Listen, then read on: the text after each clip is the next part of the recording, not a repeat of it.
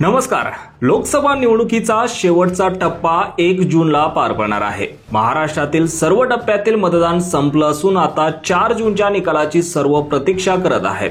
राज्यात 48 जागांसाठी मतदान पार पडलं. या ठिकाणी महायुती विरुद्ध महाविकास आघाडी अशी थेट लढत पाहायला मिळाली.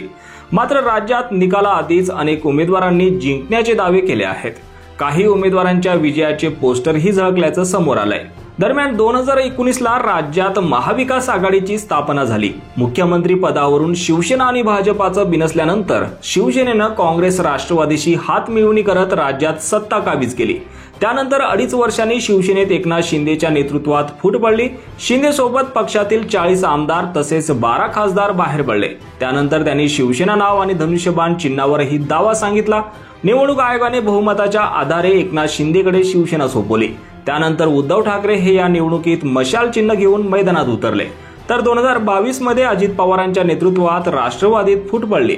तिथेही घड्याळ चिन्ह आणि पक्षाचं नाव अजित पवारांना मिळालंय. त्यामुळे राज्यातील 2 मोठ्या प्रादेशिक पक्षात फूट पडल्यानं स्थानिक जनतेमध्ये रोष असल्याचं दिसून आलं होतं. त्यामुळे या पक्ष फोडाफोडीमुळे भाजपाचं नुकसान होणार असल्याचं अनेक राजकीय विश्लेषक सांगत आहेत. त्यातच लोकनीती CS/DS चे प्रोफेसर आणि राजकीय विश्लेषक संजय कुमार यांनी जी भविष्यवाणी केली आहे त्याने अनेकांची झोप उडाली आहे. न्यूज तकशी बोलताना प्रोफेसर संजय कुमार यांनी महाराष्ट्राच्या लोकसभा निकालांची भविष्यवाणी केली आहे.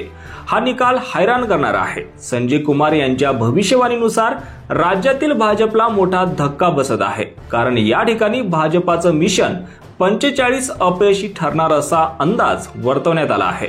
तर महाराष्ट्राच्या लोकसभा निवडणुकीत महाविकास आघाडी चांगली कामगिरी करताना दिसत आहे. 2019च्या तुलनेत काँग्रेसला जास्त यश मिळेल, तर जागांच्या बाबतीत भाजपाची कामगिरी ही निराशाजनक असेल. काँग्रेसला यंदा प्रादेशिक पक्षांचे समर्थन अधिक मिळाले.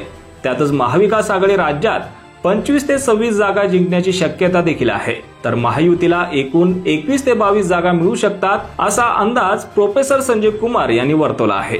मागील लोकसभा निवडणुकीत एनडीएनं महाराष्ट्रात 48 जागांपैकी 41 जागा जिंकल्या होत्या. त्यामुळे या ठिकाणी एनडीएला मोठा फटका बसताना दिसत आहे. यावर तुम्हाला काय वाटतं? तुमची प्रतिक्रिया कमेंट बॉक्समध्ये नक्की कळवा.